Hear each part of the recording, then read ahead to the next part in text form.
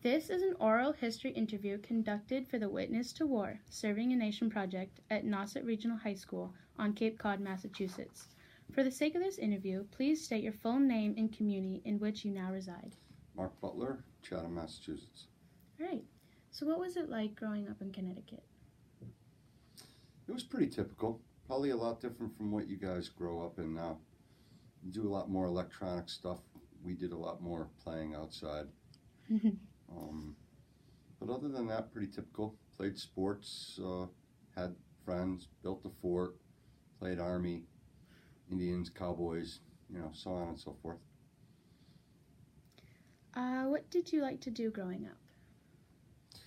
I love baseball. I still do love baseball. I love driving. When I was able to get my license, that was a big one for me.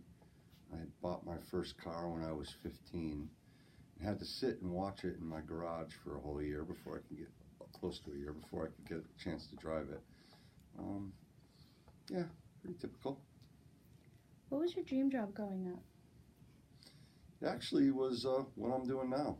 I went to a tech school in Connecticut for air conditioning and refrigeration and heating, and that's what I've been doing since 1980. And why is it your favorite or your dream job? It's just been a great career. I'm passionate about it. I like what I do. And I think everybody should like what they do because it makes getting up and going to work a lot more enjoyable. You look forward to it.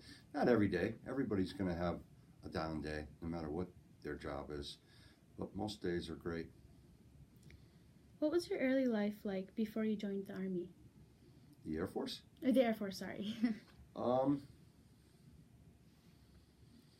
Again, dating girls, going to school dances, playing sports, hanging out with my friends.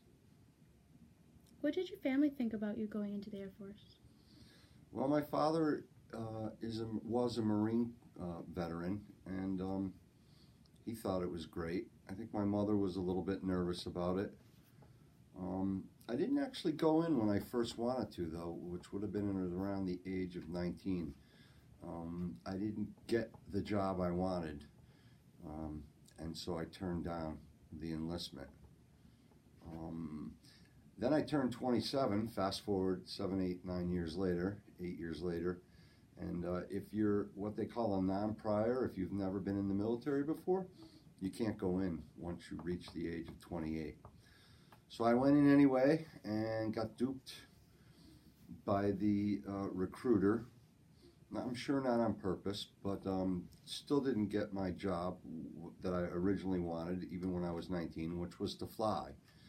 And I decided, well, like it's now or never. I'm never going to be able to get in. And I went in and then transferred over to the flying squadron after I was in about, I'd say 8, 9, 10 months. Can you explain non-prior a little bit more? If you have no military, if you weren't in the military, if you've never been in the military, you're a non-prior. And if you reach the age of 28, at least at that time, I'm not sure what the rules are now, you can't go in. They don't take you. There's a lot of reasons why they wouldn't take you anyway. Having a felony or a criminal record, smoking marijuana. Not sure where they're at this day and age with that, but back then in 88 when I originally went in, 1988. ASVAB scores, if you're not that smart, this is a more technologically advanced military. Probably, can't really speak for the other 4 branches, Coast Guard, Marine Corps, Army, Navy, but I would imagine that they're all pretty much the same. And if your scores aren't up there, you won't make it in there. And even if your scores are really good and you do go in, you can wash out pretty easily. So washing out is if you're in school, and there were, for my flying career when I transferred over, there were a total of 3 schools, and any one of those schools, one was 6 weeks, the other one was 5, and one was 3 weeks. If you can't keep up with the curriculum to move from one segment to the next, usually about a week long per segment, then you get washed back and you have to repeat that week or that segment again. And if you don't make it through the second time, they wash you out. So they send you back to your unit. Which school is your favorite and why?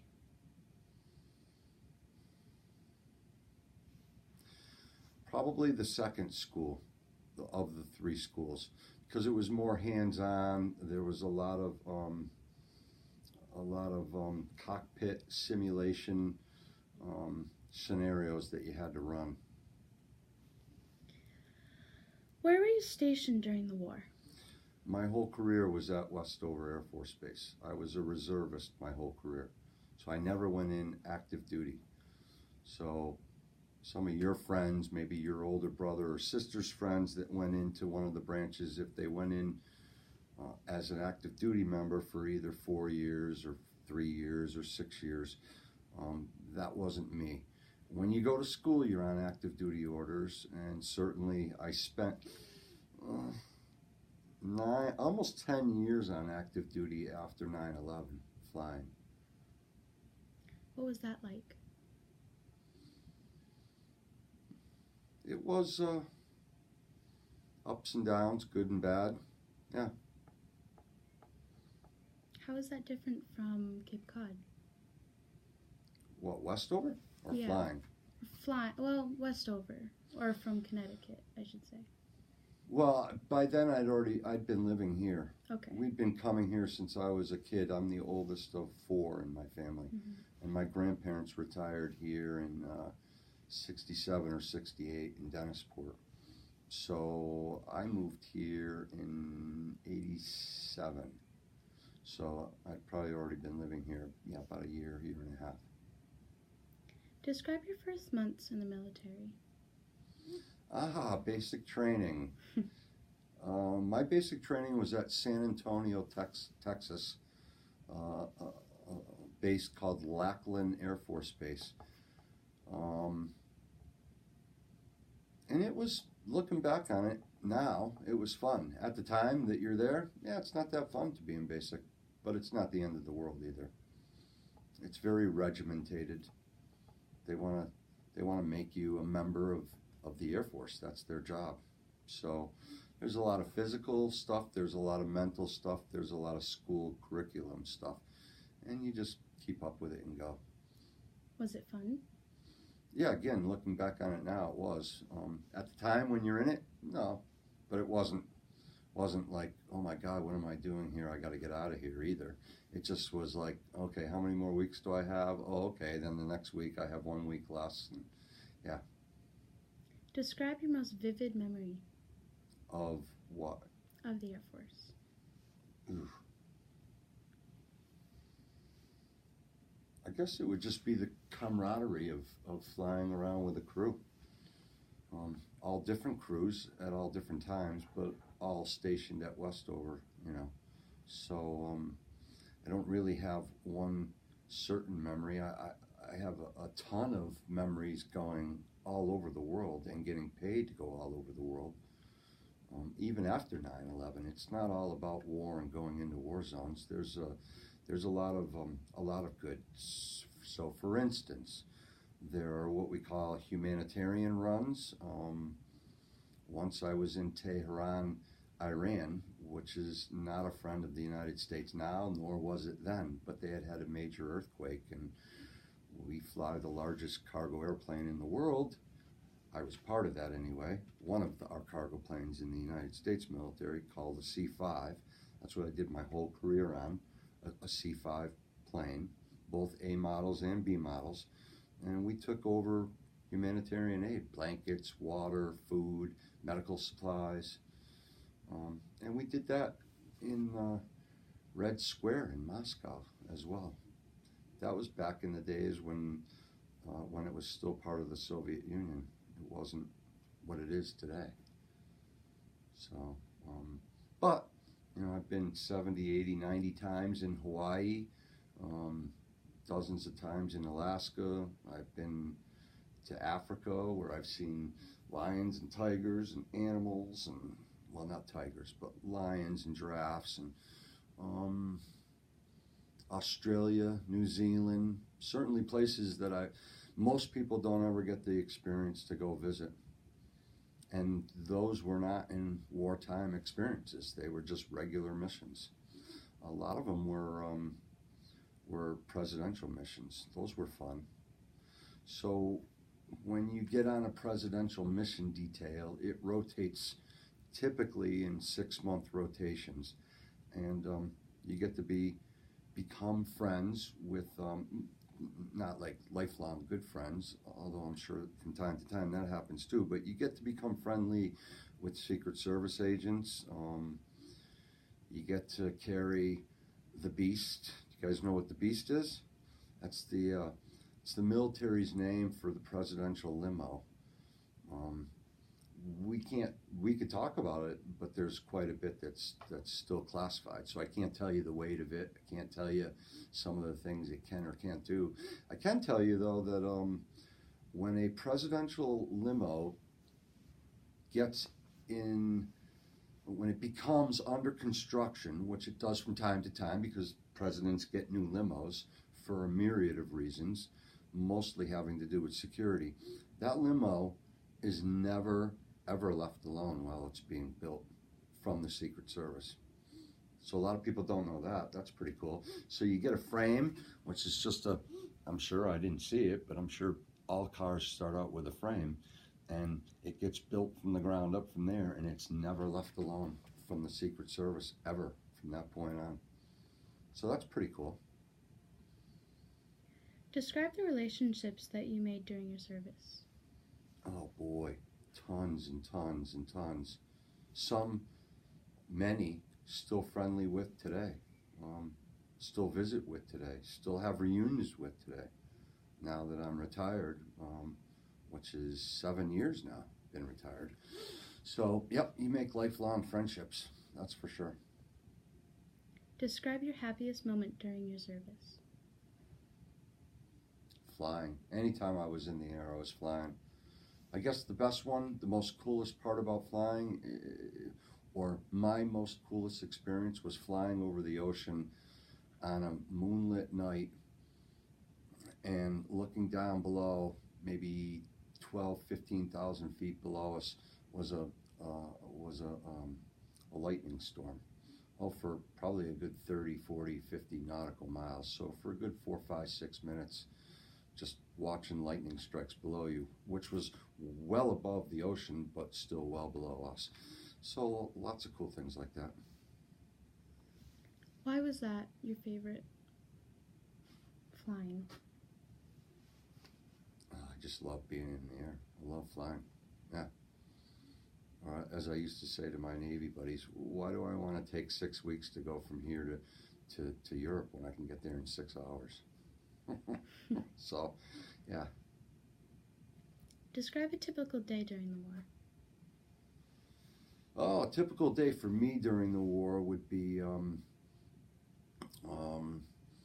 leaving the States, typically lots of different places, but most normally would be Dover, Delaware, packed full of whatever we were carrying, whether it be supplies or whether it be weapons or whether it be tanks, because this airplane you can load tanks into, helicopters, same thing.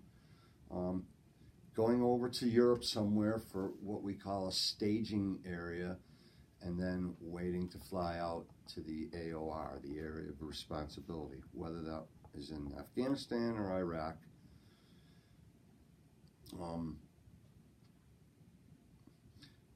Because we had to go in there under complete darkness, and we had to leave under complete darkness. So unlike a lot of people that go to, say, Iraq and get stationed there for a tour of duty for 3 to 6 to 9 months, sometimes even a year, unless the plane broke down, I was only there for 3 to 5 hours. We'd unload everything, load everything back up, and then get the heck out of Dodge. Again, back in darkness. It had to be completely dark, and we had to shut off all the plane lights to do what's called a combat entry checkpoint and a combat exit checkpoint. And that's just because it's the largest plane and it has such a heat signature that you don't want anything to be able to lock onto you. That's firing at you, either on the way in or on the way out. Or at least you want to be able to make it really, really hard for them to do that. Yeah. What's a staging area? A staging area is just a base that the government says, hey, for this particular mission, for this particular segment of missions, you're going to be going to Rota Spain or Ramstein, Germany, and that you have to get crew rest to be able to fly the next leg of the mission. So that's one part of having a staging base, because you're resting, but also to get things such as diplomatic clearances. You can't just take off anywhere you want and just fly anywhere you want without flying over other countries. And it's up to the State Department to get what's called diplomatic clearances so that you can fly over France, for instance. And you need that, because otherwise they're going to send fighters up to tell you to get out of their airspace. They don't know why you're there. You're from a foreign country. So there's a lot of reasons to have a staging base, but the biggest one is for the rest of the branches of service to bring all their cargo and people, personnel, and things that they want to move from there into the war zone. And then it gets loaded into the cargo plane and we move it. What's a combat entry checkpoint? A combat entry checklist it's just a checklist that the whole crew has to run going into combat, going into a combat area. Just gets everybody up, aware, on the same page. So there's 3 different crew positions. There's pilots that are actually flying the airplane. There's engineers that are aiding in flying the airplane. And then there's load masters, which was what I was, which is a crew position.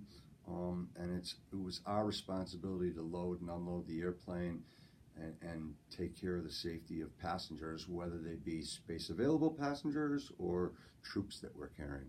So a space available passenger would be if your mom and dad, if one of them was in the service for 20 years and they retired, they get to fly anywhere in the world for free on a transport airplane. And we call that space A, space availability flying.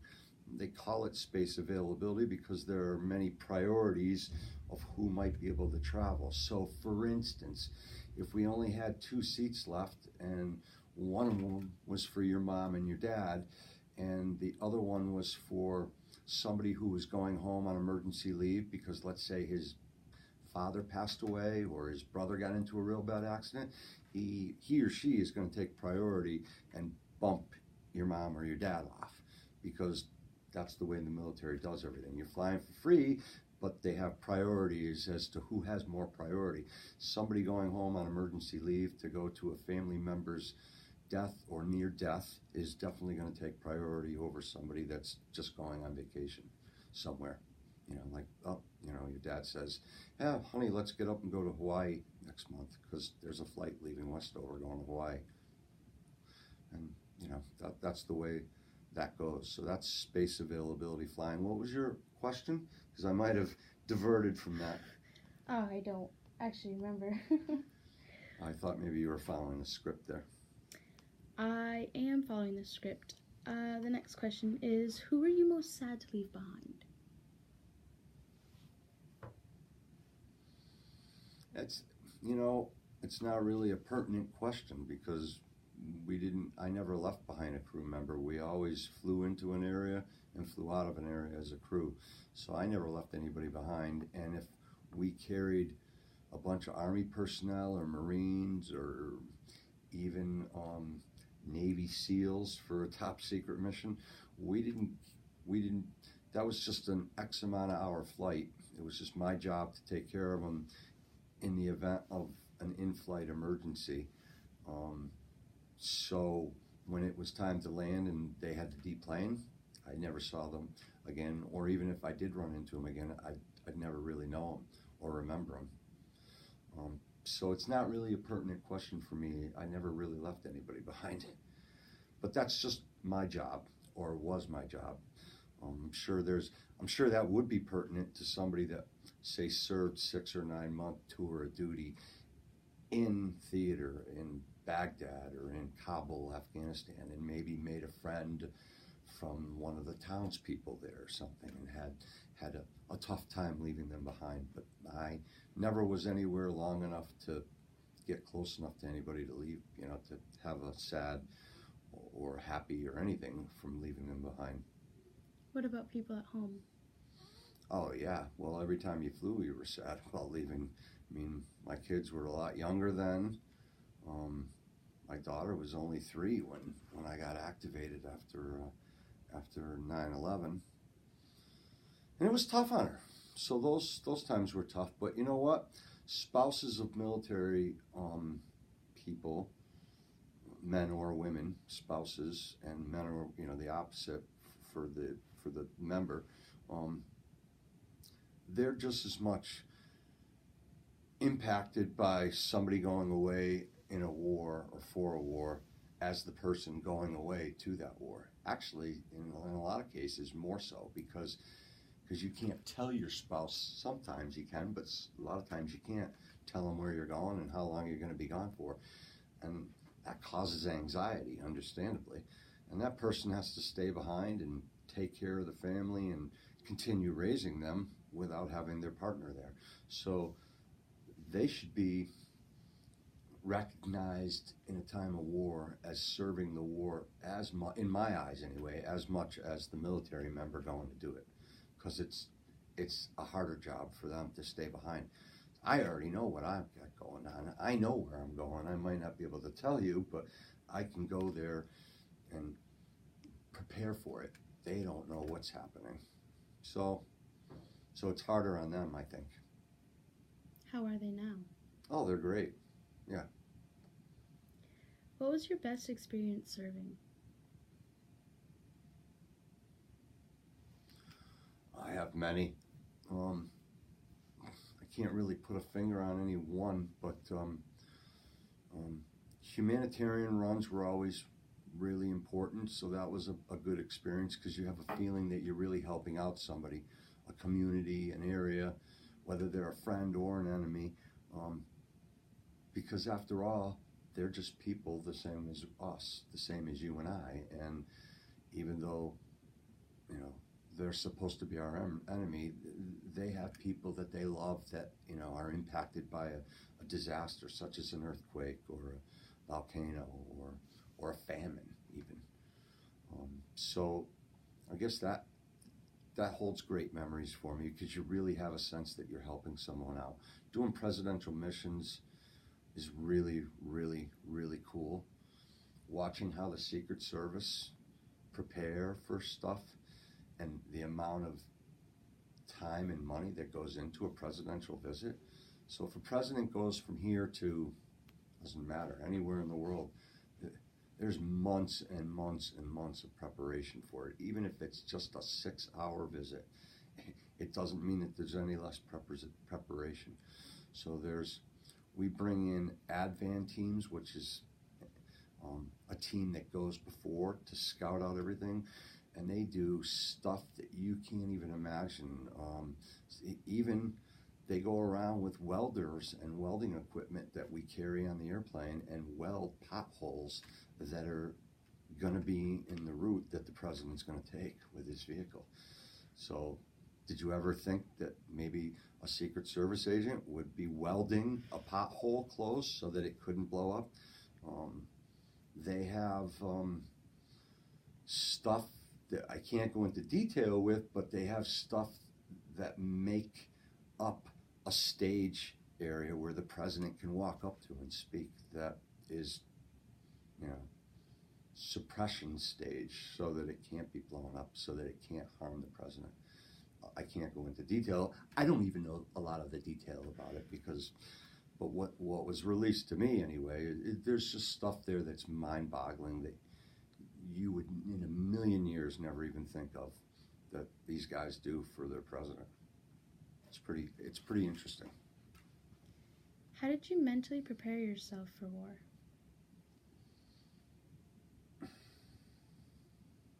I think you just do it.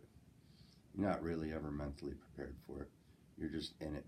I think for me anyway, on the few times that there were some hairy instances, I think in that given moment, you mentally prepare because you don't know what's going to happen. And then when it does happen, you don't know what, if anything's going to happen. And when something does happen, you can't imagine the scenario of it. So then you're in it and it's like, okay, I got to do A, B. Your training it subconsciously takes over all the training that they give you. And you just say, ooh, okay, I've got to do A, B, C, and D, or else we're going to be in some deep trouble here. And you just do it. It just kicks in. Can you describe one of these hairy situations for us? Well, I can't go into detail, but a couple times we were fired on, and you know, it's a big plane. It's not like a fighter jet that has a lot of maneuverability. You got to keep in mind when the weight of the airplane and its fuel and all of its cargo and all of its crew members is somewhere in the neighborhood of 840 to 860,000 pounds. So it's almost 1 million pounds. The airplane is as large as a football field. The wingspan from one wingtip to another is 222 feet. So that's 22 stories high on a building. The T-tail off the ground is 7 stories high. So it's a humongous airplane. So you always knew that when and if you ever got fired on, it was going to be pretty hairy. And so all of them were equally hairy. Any in-flight emergency is a hairy emergency because any of them could mean death, you know. But you pull through as a crew. Everybody in their own crew positions does what they need to do, or at least luckily for all of us, we did, and landed safely to fly another day. And you can't really let yourself get worked out about it because you're going to be flying another day. So that's your job. So having one hairy thing happen to you doesn't mean you can just go home and say to your commander, I don't want to do this anymore. That was too scary. So not without repercussions anyway. That would affect your career. Nothing that would land you in jail or anything, but yeah, it would definitely affect your career. People count on you to do your job, the ground people, the Marines, the Army, the Navy, and we count on them to do their job for us. So there's a lot of coordination going into it. So there was one time where we were fired on, but it was taken care of by a Navy ship out in the Gulf of Oman. So everybody does their jobs, and you don't even meet these people, but they're just fellow Americans in a different branch of service, but doing their job for you, and when your time comes, you do your job for them. Yeah, everybody works together. What was your biggest fear?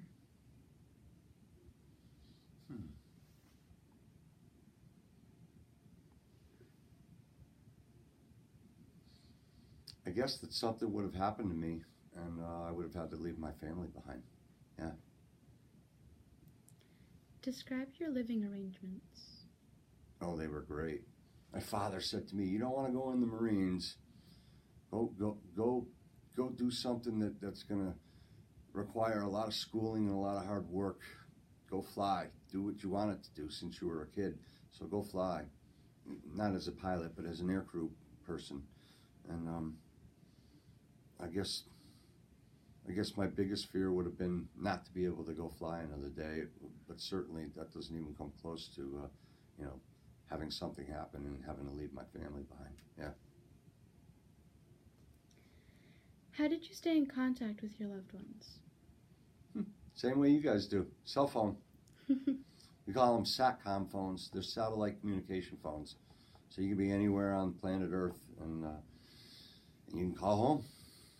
How often would you? Oh, if I was gone on a typical 8 to 14 day trip, I would be calling at least twice. In most cases, probably 4 to 5 times. Yeah. Because when you do have a spouse that's worried about you, that doesn't know where you're going, the best thing you could do is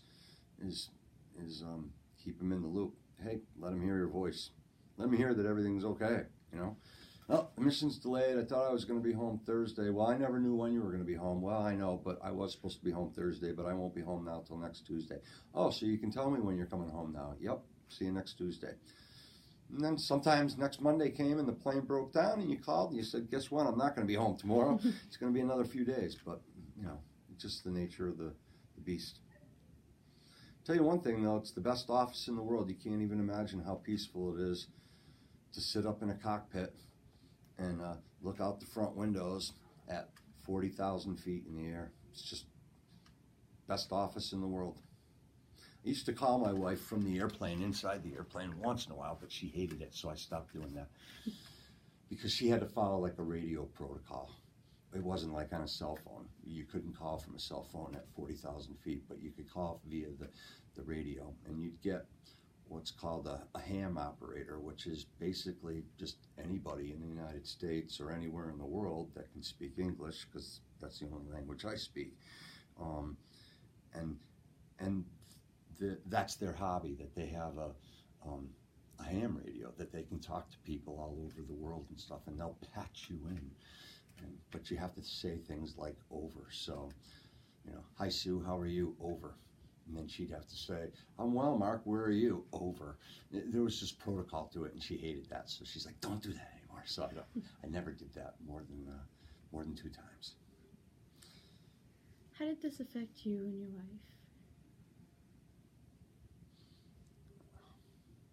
I think we're all right with it. Yeah. Could have been a lot worse. Could have been a lot better. She knew when she married me that this is what I did.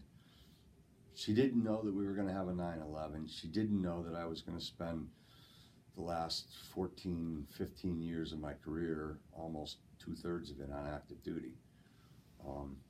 But it was what it was. She knew the possibility was there. No one goes into the reserve or the guard thinking they're only going to do 1 weekend a month and 2 weeks in the summer.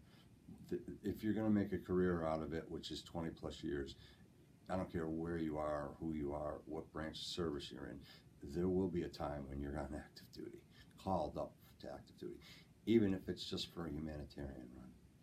But for sure, you're not going to spend 20 years just doing your weekend a month. Yeah. What or who motivated you? My father, probably the biggest one. My grandfather, my uncles, all of us served. Why? Sense of duty, sense of love for country. None of it having to do anything with politics, which is really funny because every year I stand in front of the East Harwich Stop and Shop for the local VFW and raise money for veterans, doing what we call a poppy drive. And every year I always have someone say to me, I didn't believe in war, I'm not giving you any money. And I always just smile and say, neither do I, ma'am or sir. I just go where I'm told to go. So politics stays out of it. Democrat, Republican doesn't go into it. It's just a sense of duty and love for the country, which means everyone in it, all of its citizens. So explain what your opinion was on the war. Which one? Whichever one. Well, I have different opinions on different wars, but all the ones that I served in, I have a different opinion on each one of them. Gulf War I, my opinion was we were there to help liberate the Kuwaitis, and I believed in it. The Iraq War started with a belief of it, didn't really end with a disbelief of it, but became more neutral as time went on because it dragged on, and it's still dragging on. It's still going on now. Same thing with Afghanistan. I think after a while I start to think in that part of the world, meaning the Muslim community part of the world, they have a sense that they want to live back a couple thousand years ago, and they have no interest in joining the West, as they call us, whether that be Europe or the United States, in our advancement. So put it that way. They literally drive horses and ride on horses as a means of getting from point A to B. Not that they don't have vehicles. They literally stone girls and women, including their own family members, for being out in the public without certain attire on. I can't comprehend that level of thinking. I mean, I can comprehend it on one level, but I can't really, because it's so backwards. It's so Dark Ages, 12th century, if you will, and we are in the 21st century. And yet, I also can't fault them, or I can at least try to understand their way of thinking.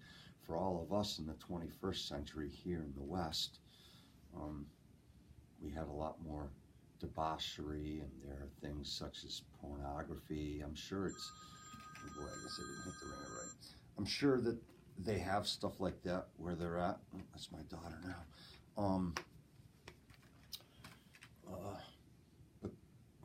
But they don't have any interest in advancing forward. They'd rather go back, I guess is the best way to put it for me. How did you feel when you could finally go home? Well, again, I didn't go anywhere for 3 or 6 or 9 months at a clip. So for me, during those 10 years, I was always home at a minimum, at least 4 to 5 days every 30. Home, here on the Cape, spending time with family. So, and I used to tell my kids when it was hard on them, especially my daughter, you're lucky. There are guys that their families, their dads go away and you don't see them for a whole year. You get to see me. You don't get to see me every day like you used to, but you do get to see me. So you try to look at the glass as being half full as opposed to half empty. But you do that in everything, don't you? Whether you're in the military or whether you're in war or whether you're going to school, there's good days and bad days. It's always easier or just as easy to find the bad points or to get negative about something. Sometimes it's harder to look at the bright side. So that's what my focus was on my kids when they had a tough time. It was like, look at the bright side, honey. You're going to see me in another couple weeks. I'll be home again. I won't be gone for, from now till, I won't miss your birthday. I won't miss Christmas. Certainly there were birthdays and Christmases I missed, but it wasn't like I was gone somewhere for a whole year. What skills used in the Air Force do you still use today? Well, the third and last school that I went to was called Survivor School, and it was also POW E&E school. So it was a combination of learning how to survive in the wilderness, learning the different climates on planet Earth, and which of those climates pose what kind of threats towards surviving, and then furthermore into E&E, which is escape and evading. So if your plane, they teach you that because if your plane went down over enemy territory, you've got to try to escape and evade, and at the same time still learn how to survive. Because you don't know if you're going to be gone for 4 hours or 4 weeks trying to get back to a friendly nation. And then POW is a whole different part of the course that's still classified. But basically, in a nutshell, it teaches you how to survive if you're captured and become a prisoner of war, or how best to survive. If you could go back, what would you do different? I'd go to college at an earlier age so that I could become a pilot. But did the next best thing, which was fly as an aircrew position. I didn't care if I became a flight engineer or a loadmaster. I didn't care back in 1980, 81 when I first tried to get in whether I became a loadmaster or an engineer. Just so happened that they were only 25% manned in the loadmaster shop and they were 95% manned in the engineering shop. So they weren't looking for many engineers and they were looking for loadmasters. And both of them required basic tests to see if they'd take you on before they'd even ship you out to school. Mathematical tests, things like that, but yeah. What do you miss most about the Air Force? The flying. I miss being in the air. I have over 4,000 hours in the airplane, which is a lot of hours to be in an airplane. So Not as much as some people, but a lot more than a lot of people. What did you miss most when you were serving? What did I miss when I was serving? Yeah, when you were serving, what did you miss most at home? I guess just being at home with my family. Just waking up every morning, having coffee, breakfast, talking to the kids when they got home from school, eating dinner together. Yeah. What do you think you would have done if you didn't join? I still would have been doing what I'm doing as far as air conditioning and heating. I just wouldn't have had a military background. Describe any regrets that you have from the war.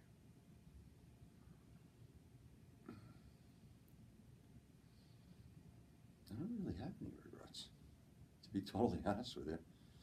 A lot of it wasn't fun. None of it was fun. Well, I mean, a lot of it. There are no regrets. If you love your country enough and if you want to serve your country, I don't see how you can have regrets. Not any major ones anyway. Not for me. If one of your children said they were thinking about joining the military, what advice would you give them? What would you like to do? What service would you and branch would you like to go into? And why do you want to go in? And then I firmly stand behind their decisions. Yeah. It would be kind of hypocritical of me if I went in because of my generations before me that served, and if they're a generation after me and they want to serve, it would be hypocritical of me to say don't go in. Now, if you'd asked me a couple of years ago, I would have said, why don't you wait a few years, because the military is struggling geopolitically with the current administration, meaning the money's not there and you're stretched too thin. So the only way I can equate that is if your job in the military is to be, I don't know, a school teacher. When the budget gets too thin, you're going to be a school teacher, but you're also going to be a crossing guard, and you might even be working at the hospital. They're going to give you 2 or 3 different jobs to do and only pay you the one, because they're undermanned and under budgeted.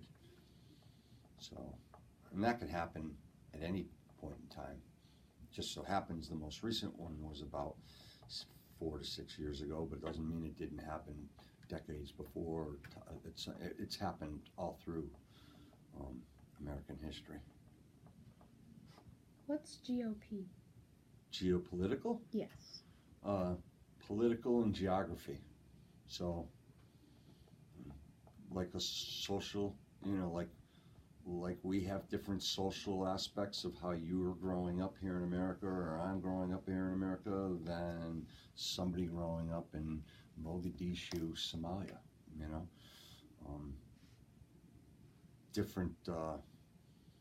Different levels of economics. Like we have a 3 to 4 class structure here in America, meaning there's a lower class, poor people, and a lower middle, and a middle, and then an upper middle, and then rich. Some societies only have dirt poor and super rich. There is nothing in between. You're either living in a cardboard box, literally, and going to landfills to look for food to eat and sustain on, or you're living in a mansion somewhere, because there are no houses on Main Street, 2-bedroom houses, like for us, for middle class people. A lot of countries don't have anything like that. They just have real dirt poor and real super rich. So, all that, I guess. Geopolitical, social, politics plays into it, because a lot of those nations, such as Somalia, Mogadishu, Somalia, is run by a dictator. It's a fascist state. You get killed for any reason, or tortured and picked up for any reason. You don't get that here, do you? You get read a Miranda rights, you get the right to make a phone call and get an attorney. Trust me, there are a lot of countries that don't have anything like that. They'll pull you right in off the street because it's run as a police state, can torture you, make you disappear. Nobody would ever know about you ever again. So that's political, right? Like Adolf Hitler, he was a fascist. So different regimes, different political. Geo just means where are you in the world, because there's a lot of places geography-wise where there is no middle class, or like I was explaining, there's only one or two classes. So it makes a difference, makes a big difference. Do you guys ever study North Korea? You ever talk about North Korea? Kind of. So I'm not turning the tables, but what do you think about North Korea? I don't mean as a war or as an enemy. I mean, what do you think of the people that live in North Korea? Not Kim Un-jun, the guy running it, but people like you and me that are just having a family or trying to raise a family. Just like what you said, they're just like us, just living in a different area. Yeah, but North Korea, the people have been routinely for the last 6 decades starved to death. The rich people, the people in power there, he eats and dresses and is able to do things that the normal Joe and Jill don't and can't do. They're oppressed there. They're not allowed to travel. They're not allowed to go other places.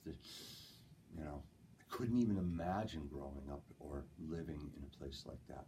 Any place, doesn't have to be North Korea. Just taking for granted the freedoms that we get to experience and enjoy here. Travel. So that's probably the most experience you'll get if you get in the military, as far as what I did, because I traveled all around the world, and you see what other people live like. I mean, there was a guy in Moscow that took us for 3 days. He was a taxi cab driver, and he took us to his apartment. 4 generations lived in an apartment, probably 3 times, maybe twice the size of this room here. Grandma and grandpa, mom and dad, the children, and a couple grandchildren in this apartment. And he took us there to meet his family and to eat with. And we gave him, the 3 of us, a total of $100 tip, and he was literally in tears. This was 1989, 1990. It was during a time over in the Soviet Union known as perestroika. $100, he was in tears because $100 was a whole year's wages for him. And 3 of us just literally pulled out like 30, 35 bucks a piece and gave it to him like it was nothing. And it was, think about that. Think about having to get somebody, if somebody came here and gave me a whole year's worth of wages for 3 days worth of work, then they would be giving me, $70, $80, $90, $100,000. We just gave that guy a whole year's worth of wages, and yet it was nothing to us. So, big differences. Where was your favorite place that you traveled? Rota Spain. Why? Horn of Africa, Gibraltar's right there. You cross over the Mediterranean and you're in the tip of Africa and out of Europe, and you can see it. It's only 1.5 miles away. So it's like looking out at Nantucket Sound and looking over at Nantucket. That's how far away, Tangiers, Algiers, beautiful spots there. Can't go there really anymore because it's not safe. There's too many terrorists there, Islamic terrorists. It's not safe to go there. So for the last few years that I was in, and when I would go to Rota Spain, we couldn't go over to Africa anymore. Take a day trip. If the plane broke down and the commander said, "Hey, go take a trip somewhere if you want to, or check in 24 to 48 hours, but go where you want." It wasn't going to include going to Africa because it was off limits to military personnel. Wasn't safe, and probably still isn't.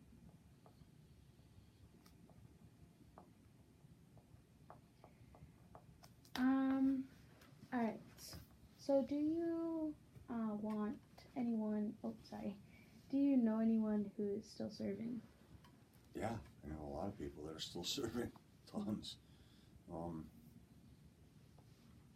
When I left, I was a senior NCO, so I was responsible. I had my own flight. I had was in a supervisory position. All those kids were kids that I call kids that are probably 26 to 32 now, because I'm 56 now. But they're just a little bit older than my son. So they were just coming in. And when you just go in, you're looking for all the older people that are in your group or your unit to take care of you and guide you and bring you up and, not bring you up literally, but, show you what to do, how to navigate, where to go. So yeah, they're all in. It's their generation now. They're serving.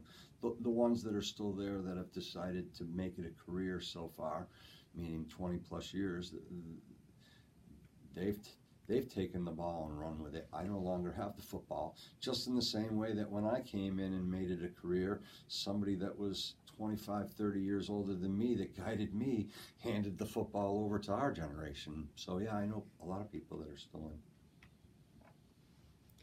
All right. Well, thank you, Mark. That is all the time we have. We thank you for your dedication for serving our country. We also thank you for sitting here and interviewing with us for the Witness to War Serving a Nation project at Nauset Regional High School today. Thank you. Well, thanks. Will you let me know when you get your grade? Of course. Send me a text.